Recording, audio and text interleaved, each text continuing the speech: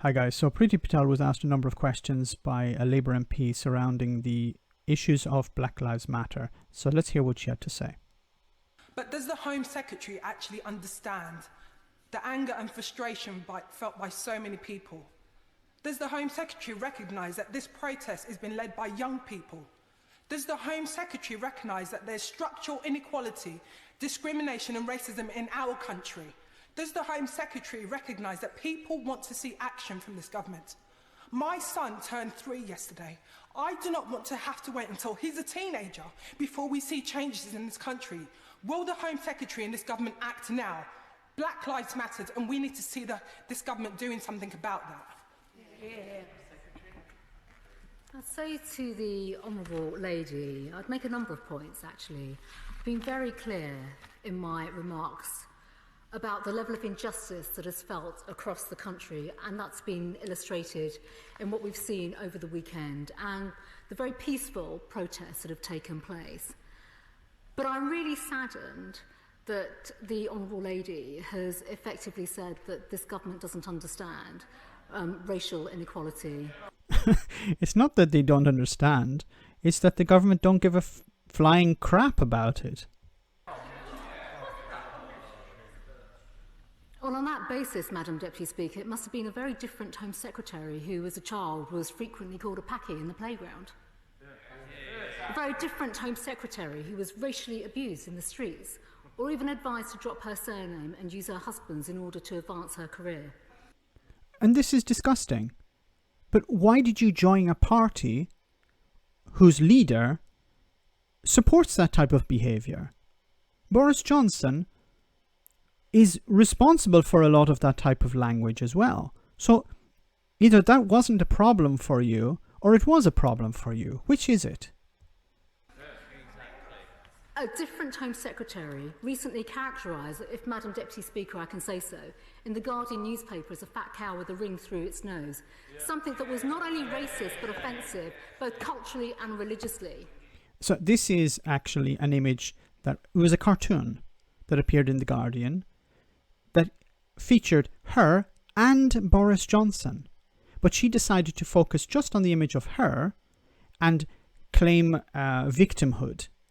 Boris Johnson was characterised as well. It was a caricature of both of them.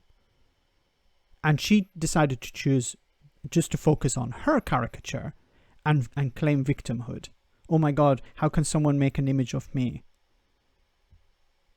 This is hardly an example of respect, equality, tolerance or fairness. So when it comes to racism, sexism, tolerance or social justice, I will not take lectures from the other side of the House. So this is once again the Tories to a T. She's a pure Tory, or she's attempting to be a pure Tory. I don't know if she's in their eyes pure enough. Because what she's doing here is she's engaging in whataboutism. So she was asked a question about what is the government going to do? And instead of responding and saying the government is going to do X, Y, or Z, she starts talking about her story, and she talks about, well, what about the other side? What about The Guardian? What about these other people? What about you? What about him? What about her? Everything is what about. I don't want to talk about the real issue here, so I start talking about something else. This is typical of people on the right. And you will notice it yourself when you get into a discussion about something and they don't have an answer for it. They'll start talking about, well, what about someone else? And what about this? And what about that? It's a way of avoiding the problem because they don't actually have a response for it. I have already said repeatedly, there is no place for racism in our country or in society. Okay, you can say it, but what are you actually doing about it? Really, what are you actually doing? What policies have you put forward to deal with this? I haven't heard of any policies. I heard a lot of talk, but I don't see any policies.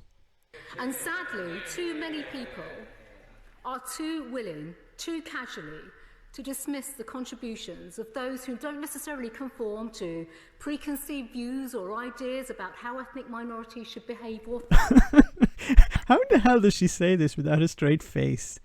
With a straight face, sorry. Boris Johnson was, and his letterbox comments, and she's talking about too many people are not valuing the contributions of ethnic minorities.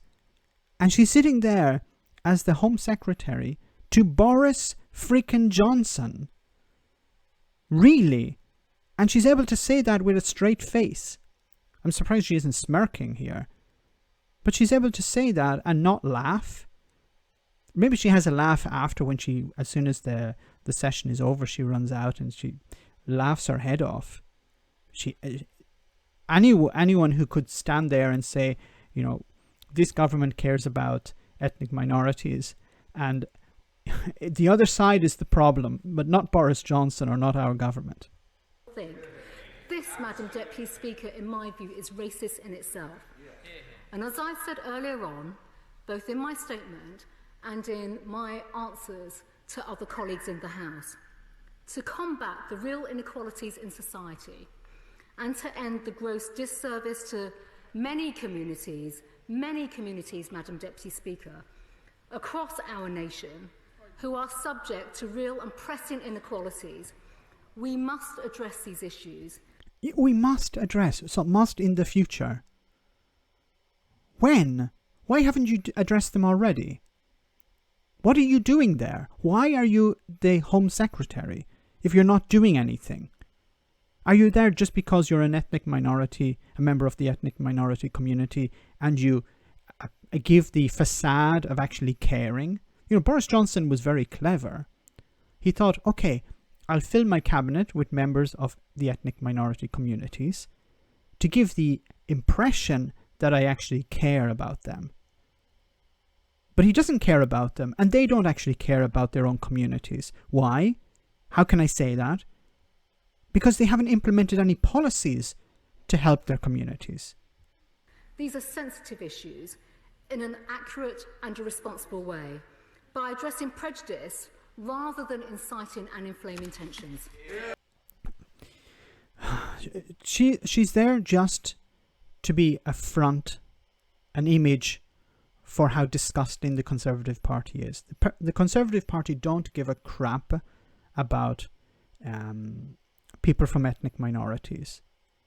And the cabinet that appear to actually represent ethnic minorities is just a facade. Look at policy. Once again, look at the policies they implement. How are they actually helping members of these ethnic minorities? How are they helping the communities? How are they trying to improve their quality of life? They're not. It's just a joke. It's just a facade. Let me know in the comments, guys, what you think. As always, your comments are greatly appreciated. But just to finish, Priti Patel is a charlatan. She was sacked from Theresa May's government because she was attempting to work behind the scenes with the Israeli government. She was carrying out meetings with them without government officials present. There was a Tory lobbyist present instead. And it was, in a sense, corruption that was taking place. And she was fired by Theresa May, or she was asked to resign. And then what did Boris Johnson do after that? He hired her as Home Secretary. This is the type of people you have as the government. These are the types of people who are making decisions going forward. Once again, she's there because she's from an ethnic minority, and the Tories don't give a crap about them, but they want to create the perception that they actually care about ethnic minorities, when in reality they couldn't give a flying crap, as I said before, about them. So sorry for that digression, but if you have any comments, I'd like to hear them. As always, they're greatly appreciated. Thanks a lot, guys. Why not become a Patreon and enjoy access to our Discord server where we share news, chat, and have some fun? If you become a patron, you can also make video suggestions on topics that are important to you. Check it out via the link in the description.